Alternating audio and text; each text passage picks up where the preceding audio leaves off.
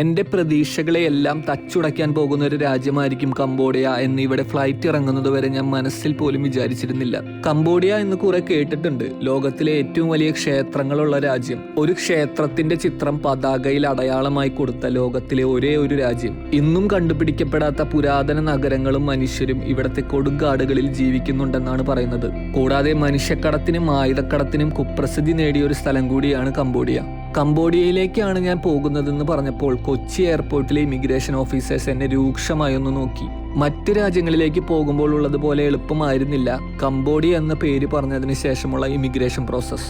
ഇമിഗ്രേഷന്റെ ക്യൂവിൽ നിന്ന് എന്നെ മറ്റൊരു റൂമിലേക്ക് വിളിച്ചുകൊണ്ടുപോയി. സിനിമ സ്റ്റൈൽ ഇൻട്രോഗേഷൻ ആയിരുന്നു പിന്നീട് അങ്ങോട്ട്. തലങ്ങും വിലങ്ങും ചോദ്യങ്ങൾ.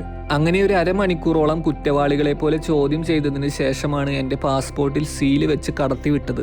കൊച്ചിയിലെ ഇമിഗ്രേഷനിലുണ്ടായ അനുഭവത്തിൽ നിന്ന് കംബോഡിയ ഒരു ഭീകര രാജ്യമാണെന്നൊരു ചിത്രം എൻ്റെ മനസ്സിൽ പതിഞ്ഞു. അങ്ങനെ ഏതോ ശത്രു രാജ്യത്ത് വന്നിറങ്ങിയതുപോലെ കംബോഡിയയിലെ ഫ്നോംപെൻ ഇന്റർനാഷണൽ എയർപോർട്ടിൽ ഞാൻ ഫ്ലൈറ്റ് ഇറങ്ങി. മറ്റൊരു രാജ്യത്ത് നമ്മൾ ലാൻഡ് ചെയ്യുമ്പോൾ ആദ്യത്തെ സ്റ്റെപ്പ് അവിടുത്തെ ഇമിഗ്രേഷൻ തന്നെയാണ്. കംബോഡിയയിലേക്ക് പോകാൻ നമുക്ക് വിസ വേണം. എയർപോർട്ടിൽ നിന്ന് ഓൺ അറൈവൽ വിസ കിട്ടും. ഇമിഗ്രേഷൻ ഓഫീസിന്റെ മുന്നിൽ ഫോം ഫില്ല് ചെയ്യാനുള്ള ഐപാഡുകൾ വെച്ചിട്ടുണ്ടാവും. അത് ഓൺലൈനായി ഫില്ല് ചെയ്ത് കൗണ്ടറിൽ പോയി ക്യാഷ് അടച്ചാൽ വിസ പ്രിന്റ് ചെയ്ത് തരും. അങ്ങനെ വിസ എടുത്തു. ഇമിഗ്രേഷൻ കഴിഞ്ഞ് പുറത്തിറങ്ങി. ഒട്ടും തിരക്കില്ലാത്തൊരു എയർപോർട്ട്. കാണാൻ നല്ല ഭംഗിയുണ്ട്. വെൽ ഡിസൈൻഡ് ആൻഡ് നന്നായി മെയിൻറ്റെയിൻ ചെയ്യുന്നുണ്ട്. പുറത്ത് കടന്ന് മണി എക്സ്ചേഞ്ച് ചെയ്യണം. എയർപോർട്ടിന്റെ ഉള്ളിൽ പുറത്തേക്ക് കടക്കുന്ന സ്ഥലത്ത് തന്നെ മണി എക്സ്ചേഞ്ചിന്റെ ഒരു ഓഫീസ് കാണാം. സാധാരണ ഞാൻ പുതിയ രാജ്യത്തേക്ക് പോകുമ്പോൾ അവിടുത്തെ കറൻസി നാട്ടിൽ നിന്ന് തന്നെ എക്സ്ചേഞ്ച് ചെയ്ത് കയ്യിൽ പിടിക്കാറാണ് പതിവ്. പക്ഷേ കംബോഡിയ നമ്മുടെ നാട്ടിൽ നിന്ന് അധികം ആരും വരാത്ത രാജ്യമായതുകൊണ്ടാണെന്ന് തോന്നുന്നു നമ്മുടെ അവിടെയുള്ള ഒരു മണി എക്സ്ചേഞ്ച് സ്ഥാപനത്തിലും കംബോഡിയൻ കറൻസി ഇല്ല. റിയൽ എന്നാണ് കംബോഡിയൻ കറൻസിയുടെ പേര്. നാട്ടിലെവിടെയും റിയൽ കിട്ടാത്തത് കൊണ്ട് ഞാൻ ഡോളർ ആക്കിയിട്ടാണ് വന്നത്. ഇനി കയ്യിലുള്ള ഡോളർ മാറ്റി റിയൽ ആക്കണം. കംബോഡിയൻ റിയലിന് ഇന്ത്യൻ രൂപയേക്കാൾ മൂല്യം വളരെ കുറവാണ്. നമ്മുടെ 1 രൂപ ഇവിടത്തെ 42 റിയലാണ്. അതുകൊണ്ട് ഒരു 20,000 രൂപ മാറ്റിയപ്പോൾ തന്നെ 8 ലക്ഷം റിയലാണ് കയ്യിൽ കിട്ടിയത്. എക്സ്ചേഞ്ച് ചെയ്ത ക്യാഷും വാങ്ങി തൊട്ടടുത്ത് കണ്ട സിം കാർഡ് വിൽക്കുന്ന കൗണ്ടറിലേക്ക് പോയി. മെറ്റ്ഫോൺ എന്ന സർവീസ് പ്രൊവൈഡറിന്റെ കൗണ്ടറാണ്. ഇത് തന്നെയാണ് കംബോഡിയയിലെ ഏറ്റവും നല്ല കണക്ഷൻ. പാക്കേജ് റേറ്റ്സ് ഇവിടെ എഴുതി വെച്ചിട്ടുണ്ട്. ഞാൻ 6 ഡേയ്സ് ആണ് ഇവിടെ നിൽക്കുന്നത്. അതുകൊണ്ട് 60 GB പ്ലാൻ എടുക്കാമെന്ന് വിചാരിച്ചു. 60 GB $6, അതായത് ഏകദേശം 570 രൂപ. അവിടുന്ന് സിമ്മും വാങ്ങി ഫോണിലിട്ടു. ഇനി പുറത്ത് കടന്ന് ഹോട്ടലിൽ പോകണം. എയർപോർട്ട് പ്രധാന സിറ്റിയിൽ നിന്ന് 25 കിലോമീറ്റർ ദൂരെയാണ്.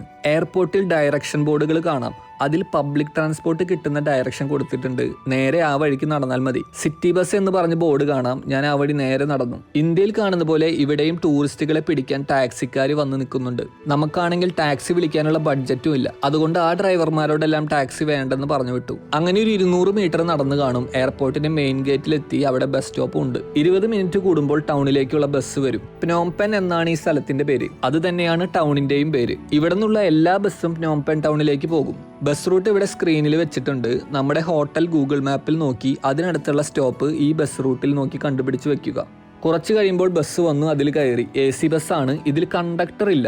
ബസ്സിന്റെ വാതിൽക്കൽ ഒരു ബോക്സ് വെച്ചിട്ടുണ്ട്, നേർച്ചപ്പെട്ടി പോലെ. കയറുമ്പോൾ പൈസ അതിലിട്ടാൽ മതി. ഡ്രൈവർ തന്നെ ടിക്കറ്റ് കീറി കയ്യിൽ തരും. 2000 റിയലാണ് ടിക്കറ്റ് ചാർജ്, അതായത് 47 ഇന്ത്യൻ രൂപ. ഏതാണ്ട് 3/4 മണിക്കൂറോളം ബസ് ഓടി സിറ്റിയിലെത്തി. ബസ്സിന്റെ ഒരു പ്രധാന പ്രശ്നം ഇതിന് ഫിക്സഡ് സ്റ്റോപ്പുകളാണ്. തോന്നുന്ന പോലെ എവിടെയും നിർത്തി തരില്ല. സ്റ്റോപ്പുകൾ തമ്മിൽ ഏതാണ്ട് 7-8 കിലോമീറ്ററിന്റെ ഡിസ്റ്റൻസും ഉണ്ട്. അതുകൊണ്ട് ബസ് നിർത്തുന്ന സ്റ്റോപ്പിൽ ഇറങ്ങിയിട്ട് അവിടുന്ന് പിന്നെ ഓട്ടോ വിളിച്ചു വേണം ഹോട്ടലിലേക്ക് പോകാൻ. ഓട്ടോ ബുക്ക് ചെയ്യുന്നതും ഗ്രാബ് എന്ന ആപ്പിലാണ്. പിന്നെ ഈ യാത്രയിലെ എല്ലാ ഹോട്ടൽ ഡീറ്റെയിൽസും ഐറ്റിനറിയും അട്രാക്ഷൻസും ഒക്കെ ഉൾക്കൊള്ളിച്ച് നമ്മൾ ചെയ്യാറുള്ളത് പോലെ complete Cambodia travel guide single video ആക്കി അപ്ലോഡ് ചെയ്യുന്നുണ്ട്. കംബോഡിയ യാത്ര പ്ലാൻ ചെയ്യുന്നവർക്ക് ഐറ്റിനറി ഉണ്ടാക്കാനും സംശയങ്ങൾ തീർക്കാനും ആ ഒരൊറ്റ വീഡിയോ കണ്ടാൽ മതിയാകും. ഇപ്പോൾ ഈ വീഡിയോ നമ്മൾ ചെയ്യുന്നത് ട്രാവൽ വ്ളോഗാണ്. ഗൈഡ് വീഡിയോ മാത്രം ഇടാതെ ഓരോ രാജ്യത്തും പോകുമ്പോൾ കാണുന്നതും ചെയ്യുന്നതും ഡീറ്റെയിൽഡ് വ്ളോഗാക്കി അപ്ലോഡ് ചെയ്യണമെന്ന് കുറെ പേര് പറയാറുണ്ട്. അവർക്ക് വേണ്ടിയാണ് ഈ വ്ളോഗ് വീഡിയോ ചെയ്യുന്നത്. അങ്ങനെ ഹോട്ടലെത്തി. ഈ കാണുന്ന എം റെസിഡൻസ് ആണ് നമ്മുടെ ഹോട്ടൽ. അടിപൊളി ഹോട്ടലാണ്. ബുക്കിംഗ് ലിങ്ക് ഡിസ്ക്രിപ്ഷനിൽ കൊടുക്കാം. റിസപ്ഷനിൽ ചെന്ന് കീയും വാങ്ങി നേരെ റൂമിലേക്ക് പോയി. കയറുമ്പോൾ തന്നെ വലതുവശത്ത് ഒരു ഓപ്പൺ കിച്ചൺ പോലെ ഒരു സ്ഥലം കാണാം. പിന്നെ ഒരു കബോർഡ്, സൈഡിൽ ഒരു ഫ്രിഡ്ജും ഉണ്ട്. ഇതാണ് ബെഡ്. Queen size ബെഡാണ്. സൈഡിൽ തന്നെ വാഷ്റൂമും കൊടുത്തിട്ടുണ്ട്. എല്ലാം നല്ല വൃത്തിയുണ്ട്. സ്പേസ് കുറച്ച് കുറവാണെന്നേ ഉള്ളൂ. പക്ഷെ നല്ല നീറ്റ് ആൻഡ് ക്ലീൻ കണ്ടീഷനാണ്. കപ്പിൾസിനും ഫാമിലിക്കും ഒക്കെ സൂട്ടബിൾ ആയിരിക്കും. ബാൽക്കണി ഉണ്ട്. നമ്മൾ 16ാമത്തെ നിലയിലാണ്. ഇവിടെ നിന്ന് നോക്കിയാൽ ചുറ്റുമുള്ള വ്യൂ നല്ല അടിപൊളിയായിട്ട് കാണാൻ പറ്റും. നല്ല ലൊക്കേഷനാണ്. ചുറ്റിലും ബിൽഡിങ്സ് ഒക്കെ ഉണ്ട്. മെയിൻ ടൗണിൽ തന്നെയാണ് നമ്മുടെ ഹോട്ടൽ. പ്രധാന ആകർഷണം, ഈ ഹോട്ടലിന് വെറും 990 രൂപയാണ് പേ ചെയ്തത്. വളരെ നല്ല ഡീലായിരുന്നു. അപ്പോൾ ഇങ്ങോട്ട് വരുന്നവർക്ക് വേണമെങ്കിൽ ഈ ഹോട്ടൽ എടുക്കാം. അങ്ങനെ റൂമിൽ ബാഗൊക്കെ വെച്ച് ഒന്ന് ഫ്രഷായി നമ്മൾ കാഴ്ചകൾ കാണാൻ വേണ്ടി ഇറങ്ങി. ഓട്ടോ വിളിച്ച് നമ്മുടെ ആദ്യത്തെ ലൊക്കേഷനിലേക്ക് യാത്രയായി. ടൗണിൽ തന്നെയുള്ള സെൻട്രൽ മാർക്കറ്റിലേക്കാണ് ആദ്യം പോയത്. എല്ലാ സൗത്ത് ഈസ്റ്റ് ഏഷ്യൻ രാജ്യങ്ങളിലും ഇങ്ങനൊരു സെൻട്രൽ മാർക്കറ്റ് കാണാം. ലോക്കൽ ലൈഫും ഇവിടുത്തെ ആളുകളുടെ രീതികളും ഒക്കെ നമുക്ക് അവിടെ കാണാൻ പറ്റും, പ്രത്യേകിച്ച് ഇവരുടെ ഭക്ഷണ രീതികൾ. ഞാൻ നേരെ ഉള്ളിൽ കയറി. മാർക്കറ്റ് എന്ന് പറയുമ്പോൾ ഒരു ലോക്കൽ ചന്ത ആണ് ഞാൻ പ്രതീക്ഷിച്ചത്. പക്ഷെ ഇവിടുത്തെ വൃത്തി കണ്ടപ്പോൾ ഞാൻ ഞെട്ടിപ്പോയി. എല്ലാ മുക്കും മൂലയും ഒടുക്കത്ത് വൃത്തി. ഇവിടെയാണ് കംബോഡിയ എന്ന രാജ്യം എന്നെ ആദ്യമായി ഞെട്ടിച്ചത്. നിലത്തൊന്നും ഒരു പൊടി പോലും വേസ്റ്റ് കാണില്ല. എല്ലാ സ്ഥലവും അടിച്ചു വാരി ഇട്ടതുപോലെ. ഒരു മാർക്കറ്റ് ഇങ്ങനെ മെയിൻറ്റെയിൻ ചെയ്യുന്നുണ്ടെങ്കിൽ അവരുടെ കൾച്ചർ എത്ര നീറ്റായിരിക്കുമെന്നാണ് ഞാൻ ചിന്തിച്ചത്. വൃത്തിയുടെ കാര്യത്തിൽ നമ്മുടെ ഇന്ത്യയുടെ അവസ്ഥ ആലോചിച്ചപ്പോൾ എനിക്ക് എന്നോട് തന്നെ പുച്ഛം തോന്നി. ഇന്ത്യയെക്കാൾ എല്ലാ കാര്യത്തിലും പുറകിൽ നിൽക്കുന്ന ഒരു തേർഡ് വേൾഡ് കൺട്രിയാണ് കംബോഡിയ. പക്ഷേ വൃത്തിയുടെയും സിവിക് സെൻസിന്റെയും കാര്യത്തിൽ ഇന്ത്യയുടെ പല മടങ്ങ് മുന്നിലാണ് ഈ കൊച്ചു രാജ്യം. മാർക്കറ്റിന്റെ നടുക്ക് മെയിൻ ഏരിയയിൽ കൂടുതലും കരകൗശല വസ്തുക്കളും ബാഗുകളും വാച്ചുകളും ഒക്കെയാണ് വിൽക്കാൻ വെച്ചിരിക്കുന്നത്. വശങ്ങളിൽ പച്ചക്കറി കടകൾ കാണാം. പിന്നെ ഒരു സൈഡിൽ മീനും മാംസവും വിൽക്കുന്ന ഏരിയയാണ്. ഇത് കണ്ട തവളകളെയാണ് ഈ വിൽക്കാൻ വെച്ചിരിക്കുന്നത്. മറ്റൊരു സൈഡിൽ പല പല കൊട്ടകളിലായിട്ട് മീനുകളെയും ഞണ്ടുകളെയും വിൽക്കാൻ വെച്ചിട്ടുണ്ട്. ഒരു അമ്മച്ചി ഇരുന്ന് ഞണ്ടുകളെ കഴുകി പാത്രത്തിലേക്ക് എറിഞ്ഞുകൊണ്ടിരിക്കുന്നു. തൊട്ടപ്പുറത്ത് ഫ്രൂട്ട്സ് വിൽക്കുന്ന ഏരിയയും കാണാം. ഇത് ഇവിടെ ഫുഡില്ല, ഫുഡ് ഉണ്ടാക്കാനുള്ള സാധനങ്ങൾ, അതായത് മീന്, മീറ്റ്, പച്ചക്കറി, ഫ്രൂട്ട്സ്, പിന്നെ ഡ്രസ്സ്, അങ്ങനത്തെ കുറെ ഐറ്റംസ് ആണ്. ഫുഡിന്റെ റെസ്റ്റോറൻറ്റ്സ് മാത്രമല്ല, പക്ഷെ വേറെ എല്ലാ സംഭവങ്ങളും ഉണ്ട്. എല്ലാവരും വാങ്ങാൻ വരണവര്, കച്ചവടം ചെയ്യണവര്, മൊത്തം ലോക്കൽ സെറ്റപ്പാണ്. ഒരു കംബോഡിയയുടെ ഒരു ലോക്കൽ ഫീല് കിട്ടാൻ വേണ്ടിയിട്ട് പറ്റിയ സ്ഥലമാണ്. അങ്ങനെ ഏതാണ്ട് 1.5 മണിക്കൂറോളം സെൻട്രൽ മാർക്കറ്റ് കറങ്ങി നടന്ന് കണ്ട് പുറത്തിറങ്ങി. ഇതാണ് ഇവിടത്തെ ഒരു മൊത്തം സെറ്റപ്പ്. ഇവിടെ പെട്രോൾ അടിക്കുന്നത്, പെട്രോളിന്റെ റേറ്റ് ഒന്നും കാണാനില്ല. നമ്മൾ നല്ല വൃത്തിയുള്ളൊരു സ്ഥലമാണ് കേട്ടോ ഈ കംബോഡിയ. ഞാൻ പ്രതീക്ഷിച്ച പോലെയല്ല. ഇവിടെ വന്നപ്പോൾ എല്ലാം ഭയങ്കര വൃത്തി, റോഡൊക്കെ നല്ല വൃത്തി. അപ്പോൾ നമ്മളിപ്പോൾ റെസ്റ്റോറൻറ്റ് തപ്പി നടക്കണം ഫുഡ് കഴിക്കാനായിട്ട്. ഒരു റെസ്റ്റോറൻറ്റിൽ കയറട്ടെ. നമ്മൾ കംബോഡിയയിലത്തെ ഫുഡാണ് നോക്കേണ്ടത്. ഇതുപോലൊരു സ്ഥലത്ത് കയറിയിട്ടുണ്ട്. ഇവിടെ ഇപ്പോൾ ഏത് ടൈപ്പ് ഫുഡാണ് കിട്ടാമെന്ന് നമുക്കറിയില്ല. നമ്മൾ ഉള്ളിൽ കയറി നോക്കട്ടെ. ഒരു ഫോറിനർ ഇരിക്കുന്നത് ഇവിടെ. അപ്പോൾ പിന്നെ നല്ല സ്ഥലമാണെന്ന് നമ്മൾ പ്രതീക്ഷിക്കുന്നു. നമുക്ക് മെനു ഇവിടെ കൊണ്ടുവച്ചിട്ടുണ്ട്. മെനു ഇത് ഫുള്ള് കംബോഡിയൻ സാധനം തന്നെ. ഇതെന്താണെന്ന് മനസ്സിലായത്? സീ ഫുഡ് പോറിൽ മനസ്സിലാവുന്ന പേരുകളാണ്. പിന്നെ നമ്മൾ യൂഷ്വലി കാണാറുള്ള ഈ സൗത്ത് ഈസ്റ്റ് ഏഷ്യൻ കൺട്രീസ് കാണാറുള്ള സൂപ്പ്, നൂഡിൽസ്, അങ്ങനത്തെ സാധനങ്ങളൊക്കെയാണ്. ഞാൻ തപ്പി ഒരു ബീഫ് ഫ്രൈഡ് റൈസിലേക്ക് എത്തിയിട്ടുണ്ട്. വിലയൊക്കെ ബീഫ് ഫ്രൈഡ് റൈസിന് $3.5. ഇതാണ് നമ്മുടെ ഫുഡ് വന്നേക്കുന്നത്. ഇത് എന്തിട്ടാന്ന് മനസ്സിലാവുന്നില്ല. ഇതൊരു സംഭവം. ഇത് ഫ്രൈഡ് റൈസ്. ഇവിടെ ഓൾമോസ്റ്റ് എല്ലാം ഡോളറിൽ തന്നെ പറയണത്. ഇപ്പോൾ റെസ്റ്റോറൻറ്റിലേക്ക് വന്നാലും എല്ലാം ഡോളറിൽ തന്നെ. അപ്പം നമ്മൾ ഡോളർ തന്നെ മാറ്റി കൊണ്ടുപോകണമാണ് നല്ലത്. കുറച്ച് ഡോളർ കയ്യിൽ വെച്ചിട്ട് വരിക. അങ്ങനെ ഭക്ഷണം കഴിച്ച് അടുത്ത ലൊക്കേഷനിലേക്ക് പോകാനുള്ള ടുക്ക് വിളിച്ചു. ഈ നോംപെനിൽ കാണാനുള്ള സ്ഥലങ്ങളൊക്കെ ഏതാണ്ട് അടുത്തടുത്ത് തന്നെ കിടക്കണം. അപ്പോൾ നമ്മൾ ഇവിടെ നമുക്ക് 2 ദിവസം വേണ്ട, ഒന്നെങ്കിൽ 1.5 ദിവസം അല്ലെങ്കിൽ 2 ഫുൾ ദിവസം. അതുകൊണ്ട് ഇവിടുത്തെ ഓൾമോസ്റ്റ് എല്ലാം നമുക്ക് കാണാൻ പറ്റും. അപ്പോൾ മാക്സിമം ഗ്രാബ് എടുക്കായിരിക്കും നല്ലത്. മറ്റേ സ്കൂട്ടർ റെന്റ് എടുത്താൽ തന്നെ ഏതാണ്ട് ഓട്ടോ എടുക്കണ പൈസ വരും. അപ്പോൾ പിന്നെ നമ്മൾ വെറുതെ സ്കൂട്ടർ ഓടിച്ച് സമയങ്ങളുണ്ടല്ലോ, അതിന് ഗ്രാബാണ്. അപ്പോൾ നമ്മൾ ഓരോ പോയിന്റിലേക്കും ഗ്രാബാണ് എടുക്കുന്നത്. ഗ്രാബിലത്തെ ടുക്ക്. ഈ പോകാനുള്ള സ്ഥലങ്ങളും അതിന്റെ റേറ്റും എല്ലാം കൂടിയിട്ട് നമ്മൾ ട്രാവൽ ഗൈഡ് വേറെ ഇടാം. നമ്മളിതിപ്പോൾ ഒരു വ്ളോഗ് പോലെ ഇപ്പോൾ ചെയ്യണമെന്ന് മാത്രം. ആൾക്കാർ സ്ഥലങ്ങൾ കാണിക്കണെ പറ്റി ചോദിക്കാറുണ്ട്. അപ്പോൾ ഇപ്പം നമ്മൾ ഫസ്റ്റ് ഡേ ആണ് ഇവിടെ വന്ന് ലാൻഡ് ചെയ്തിട്ടുള്ളത് കേട്ടോ. ഇപ്പം നമ്മൾ പോയത് സെൻട്രൽ മാർക്കറ്റിലേക്കാണ്. അത് കഴിഞ്ഞിട്ട് ഇപ്പോൾ ഒരു ടെമ്പിളാണ് കാണാൻ പോകുന്നത്. അപ്പം നമ്മൾ ഇനി പോകാൻ പോകുന്നത് വാറ്റ് നോം ഡുവൻ പ്നെങ് എന്ന് പറയുന്ന ബുദ്ധക്ഷേത്രത്തിലേക്കാണ്. ഇവിടെ ഓട്ടോ ഇറങ്ങിയിട്ട് എൻട്രി ഗേറ്റിന്റെ വലതുവശത്ത് തന്നെ ടിക്കറ്റ് കൗണ്ടർ കാണാം. $1 ടിക്കറ്റ് പ്രൈസ്. ഒന്നുകിൽ ഡോളർ ആയിട്ട് കൊടുക്കാം, അല്ലെങ്കിൽ കംബോഡിയൻ റിയൽ കൊടുക്കാം. ടിക്കറ്റ് എടുത്ത് അപ്പുറത്ത് വലിയൊരു സ്റ്റെപ്പ് കാണാം. അത് കയറി മുകളിൽ പോകണം. അതിന്റെ മുകളിലാണ് ക്ഷേത്രം. ഒരു കൊച്ചു ക്ഷേത്രമാണ്. ഉള്ളിലൊരു വലിയ ഗോൾഡൻ ബുദ്ധനെ കാണാം. നമ്മൾ ഇതിനു മുന്നേ പല രാജ്യങ്ങളിലും പോയി ഇത്തരം ക്ഷേത്രങ്ങൾ കണ്ടിട്ടുണ്ട്. അതുകൊണ്ട് വലിയ വെറൈറ്റി ഒന്നും ആയിട്ട് തോന്നിയില്ല. ഉള്ളിൽ നല്ല സ്പേസ് ഉണ്ട്. ചുവരിലെല്ലാം ചിത്രപ്പണികളും കാണാം. അതൊരു വെറൈറ്റി ആയിരുന്നു. ബുദ്ധന്റെ ജീവിതം ചുവരിലും സീലിംഗിലും എല്ലാം പെയിന്റിങ് ചെയ്ത് വെച്ചിട്ടുണ്ട്. മൊത്തത്തിൽ കാണാൻ ഒരു റിച്ച് ലുക്ക് ഉണ്ട്. വളരെ ശാന്തസുന്ദരമായ ഒരു ചെറിയൊരു ക്ഷേത്രമാണ്. അത്ര വലിയൊരു സംഭവം എന്നൊന്നും പറയാനില്ല, എന്നാലും കൊള്ളാം. സിറ്റിയിലുള്ളിൽ തന്നെയാണ്, അതുകൊണ്ട് വന്ന് കാണാം. അത്ര വലിയ ചെലവൊന്നുമില്ല. ഇവിടെ അധികം സമയമൊന്നും നമുക്ക് പോയില്ല, പെട്ടെന്ന് തന്നെ കണ്ടു തീരും. ടെമ്പിളിന് പുറത്തിറങ്ങിയാൽ ചുറ്റിലും ഒരു നടപ്പാത കാണാം. ആക്ച്വലി ഈ ടെമ്പിൾ സിറ്റിയുടെ നടുക്കാണെങ്കിലും ഇത് നിൽക്കുന്ന വലിയൊരു ഏരിയ മുഴുവൻ മരങ്ങളും ചെടികളും ഒക്കെ വെച്ച് പിടിപ്പിച്ച ഒരു കൊച്ചു കാട് പോലെയാണ്. നഗരത്തിന് നടുക്ക് ഒരു കാട്. ശരിക്കും ശാന്തസുന്ദരമായ ഒരു ഏരിയ. ഇതിന് ചുറ്റും നമുക്ക് നടക്കാം. വളരെ പീസ്ഫുൾ വൈബാണ്. ഇടയ്ക്ക് ചില സ്തൂപങ്ങളും പണിത് വെച്ചിട്ടുണ്ട്. കംബോഡിയ ഞാൻ വിചാരിച്ച പോലെയല്ല. ഞാൻ വളരെ ഒരു ഇന്ത്യക്കാളും കുറച്ച് ലോ ക്ലാസ്സിലുള്ള ഒരു കൺട്രി ആണെന്നാണ് വിചാരിച്ചത്. നമ്മൾ മൊത്തത്തിൽ കേൾക്കണത് അങ്ങനെയാണല്ലോ. പക്ഷെ ഇവിടെ വന്നപ്പോൾ മൊത്തം എക്സ്പെക്ടേഷനെ താറുമാറാക്കി കളഞ്ഞു. കിഡലിനൊരു സ്ഥലം, അതായത് വൃത്തി എന്ന് പറഞ്ഞിട്ടുണ്ടല്ലോ, എവിടെ നോക്കിയാലും ഒടുക്കത്ത് വൃത്തി. ഇത് കണ്ടില്ലേ, വേറെ ലെവല് വൈബ് സ്ഥലം, വൃത്തി, ഡിസിപ്ലിൻ, ആൾക്കാരൊക്കെ അത്യാവശ്യം നല്ല പെരുമാറ്റം, റൂഡ് എല്ലാവരും. നമ്മൾ എന്തെങ്കിലും ചോദിച്ചാൽ പറഞ്ഞു തരിക, എന്താ വഴി കാണിച്ചു തരിക, അങ്ങനത്തെ എല്ലാം നല്ല ഹെൽപ്ഫുൾ ആയ ആൾക്കാർ. വൃത്തിയാണ്, ഇവരെ ഓരോ സ്ഥലങ്ങളും മെയിൻറ്റെയിൻ ചെയ്യണത് അടിപൊളി.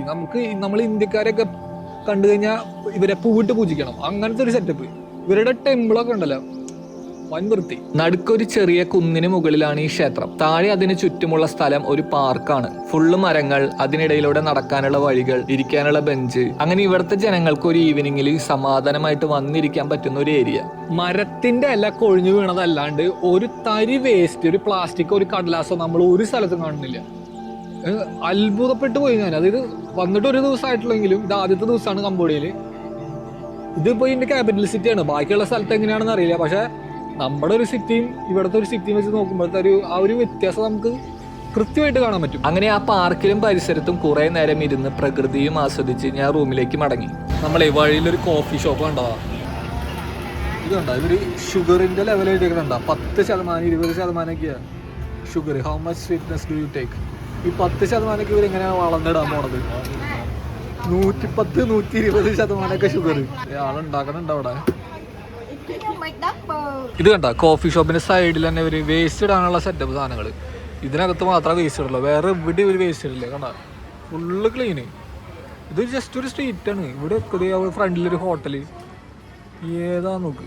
ഇതാണ് നമ്മുടെ ഹോട്ടലിന്റെ മുകളിൽ നിന്നുള്ള വ്യൂ. നോംപെൻ സിറ്റി മുഴുവൻ നമുക്ക് ഇവിടെ നിന്ന് കാണാം. വിചാരിച്ച പോലെയല്ല, നല്ല അടിപൊളി ഡെവലപ്ഡ് സിറ്റിയാണ്. ദാ ആ കാണുന്ന സർക്കിൾ കണ്ട, അതാണ് ഇൻഡിപെൻഡൻസ് മോണുമെന്റ്. ഹോട്ടലിന്റെ മുകളിൽ ഇരുന്നാൽ അതിന്റെ നല്ലൊരു വ്യൂ കാണാം. ഇവിടെ ഇങ്ങനെ ഇരുന്നാൽ സമയം പോകുന്നതേ അറിയില്ല. ഇരുട്ട് വീണ് തുടങ്ങി. ഇനി നമുക്ക് ഇവിടുത്തെ നൈറ്റ് മാർക്കറ്റിൽ പോകണം. അപ്പോൾ ഒരു 7 മണിയോടെ റൂമിൽ നിന്ന് കുളിച്ച് ഫ്രഷായി ഇറങ്ങി നൈറ്റ് മാർക്കറ്റിൽ എത്തി. വളരെ ചെറിയൊരു നൈറ്റ് മാർക്കറ്റ് ആണ് ഇവിടെ. നൈറ്റ് മാർക്കറ്റ് അതിന്റെ നേരെ ഓപ്പോസിറ്റ് നമ്മുടെ ബീച്ചിലൊക്കെ ഇരിക്കുന്ന മറൈൻ ഡ്രൈവ് പോലത്തെ ഒരു സെറ്റപ്പ്.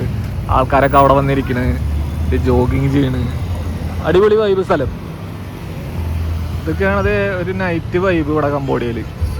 ഇവിടെ കൂടുതലും ഡ്രസ്സും മറ്റേ ബാഗ്, പേഴ്സ്, അങ്ങനത്തെ സാധനങ്ങളാണ്. ഫുഡ് കുറവാ. ഫുഡ് അപ്പുറത്തെ സ്ഥലം ഉണ്ടെന്നുണ്ട്. അവിടെ സ്റ്റേജിൽ ഏതൊരു പെങ്കൊച്ച് നിന്ന് പാട്ട് പാടുന്നുണ്ട്. അത് നിങ്ങൾക്ക് കേൾക്കുന്നുണ്ടോന്ന് അറിയില്ല, എന്തായാലും അങ്ങോട്ട് പോയി നോക്കാം. അത്ര എക്സ്ട്രാ ഓർഡിനറി എന്നൊന്നും പറയാനില്ല. നമ്മള് പിന്നെ ഈ വിയറ്റ്നാമിലും തായ്ലൻഡിലൊക്കെ കണ്ടിട്ടുള്ള നൈറ്റ് മാർക്കറ്റ് ഇല്ല, അതിന്റെ ഒന്നും അത്രയ്ക്ക് ഇല്ലെങ്കിലും തരക്കേടില്ലാത്തൊരു സാധനം. ഇവിടെ വരുമ്പോ ചുമ്മാ ഒരു ടൈം പാസിന് നൈറ്റ് വന്ന് കാണാന്ന്. മാർക്കറ്റ് ചെറുതാണെങ്കിലും തിരക്കുണ്ട്. ഫുഡിന്റെ സെക്ഷൻ ഉണ്ട്, അത് സ്റ്റേജിന്റെ പുറകിലാണ്. മാർക്കറ്റിലെ കാഴ്ചകൾ കണ്ട് നമുക്ക് ഫുഡിന്റെ ഏരിയയിലേക്ക് പോവാം. ഇത് കണ്ട് ഇവിടുത്തെ സെറ്റപ്പ്. ആളുകൾ നിലത്തിരുന്നാണ് ഫുഡ് കഴിക്കുന്നത്. നിലത്ത് നല്ല കട്ടിയുള്ള ഒരു പായ വിരിച്ചിട്ടുണ്ട്. പിന്നെ ഇരിക്കാൻ കുഷ്യനുള്ള പില്ലോസും വെച്ചിട്ടുണ്ട്. അതിലാണ് ആളുകൾ വട്ടം കൂടി ഇരിക്കുന്നത്. കൂടുതലും ഫാമിലിയാണ്. പിന്നെ ഇടയ്ക്ക് കുറെ ഫോറിനേഴ്സ്, ടൂറിസ്റ്റുകളെയും കാണാം. ഈ നടുക്ക് ഇങ്ങനെ ആളുകൾക്ക് ഇരിക്കാനുള്ള ഒരു സ്പേസ്. അതിന് ചുറ്റുമാണ് റെസ്റ്റോറൻറ്റ്സ് പണിതിരിക്കുന്നത്. റെസ്റ്റോറൻറ്റ്സ് എന്ന് പറയാനാവില്ല, തട്ടുകട പോലത്തെ സെറ്റപ്പാണ്. അവിടുന്ന് എവിടുന്ന് വേണമെങ്കിലും ഫുഡ് ഓർഡർ ചെയ്ത് നമുക്ക് ഈ നടുക്കുള്ള സ്പേസിൽ വന്നിരിക്കാം. അവർ ഫുഡ് റെഡി ആകുമ്പോൾ കൊണ്ടുവന്ന് തരും.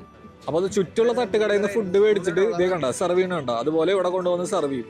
നമ്മൾ ഫാമിലി ആയിട്ട് വട്ടം കൂടി പായലിരിക്കുക. ഈ പായ വിരിച്ചതിന്റെ പുറത്ത് ചെരുപ്പ് ഊരിയിട്ടിട്ട് വേണം ഉള്ളിലേക്ക് കടക്കാൻ. ഒരു വെറൈറ്റി എക്സ്പീരിയൻസ് ആയിരുന്നു. നമ്മളപ്പോൾ അവിടെ കണ്ടൊരു കടയിൽ കയറി ബീഫ് ലോക്കലാക്ക് എന്ന ഡിഷ് ഓർഡർ ചെയ്തു. കംബോഡിയയിലെ ഒരു സ്പെഷ്യൽ ഡിഷാണ് ലോക്കലാക്ക്. ബോയിൽഡ് റൈസും പിന്നെ ബീഫിന്റെ ഒരു കറിയും കുറച്ച് പച്ചക്കറികളും ഒക്കെ വെച്ച ഒരു വിഭവം. സ്പൈസസ് വളരെ കുറവാണ്, ഒട്ടും എരിവില്ല, എങ്കിലും ടേസ്റ്റ് ഉണ്ട്, കൊള്ളാം. അപ്പൊ നൈറ്റ് മാർക്കറ്റോട് കൂടി നോംപെൻ എന്നീ സ്ഥലത്തെ ഫസ്റ്റ് ഡേ നമ്മുടെ കഴിഞ്ഞു. അടുത്ത കാഴ്ചകളിലേക്ക് നമ്മൾക്ക് നാളെ പോവാം. 20 ലക്ഷത്തോളം മനുഷ്യരെ കൂട്ടക്കുരുതി ചെയ്ത പോൾ പോട്ട് എന്ന ക്രൂരനായ ഭരണാധികാരിയെ പറ്റി നിങ്ങൾ കേട്ടിട്ടുണ്ടാവും. മറ്റ് രാജ്യക്കാർ വന്ന് ഒരു രാജ്യത്തെ ജനങ്ങളെ കൊന്നൊടുക്കുകയും അടിമകളാക്കുകയും ചെയ്യുന്നത് ചരിത്രത്തിൽ ഒരുപാട് നമ്മൾ കണ്ടിട്ടുണ്ട്. എന്നാൽ മുന്നും പിന്നും നോക്കാതെ സ്വന്തം ജനതയെ മുഴുവൻ കൊന്നൊടുക്കിയ ഒരു ഭരണകൂടം കംബോഡിയയിൽ മാത്രമായിരുന്നു ഉണ്ടായിരുന്നത്. അതിനവർ കണ്ടെത്തിയതോ അതിവിചിത്രമായ ഒരു കാരണവും.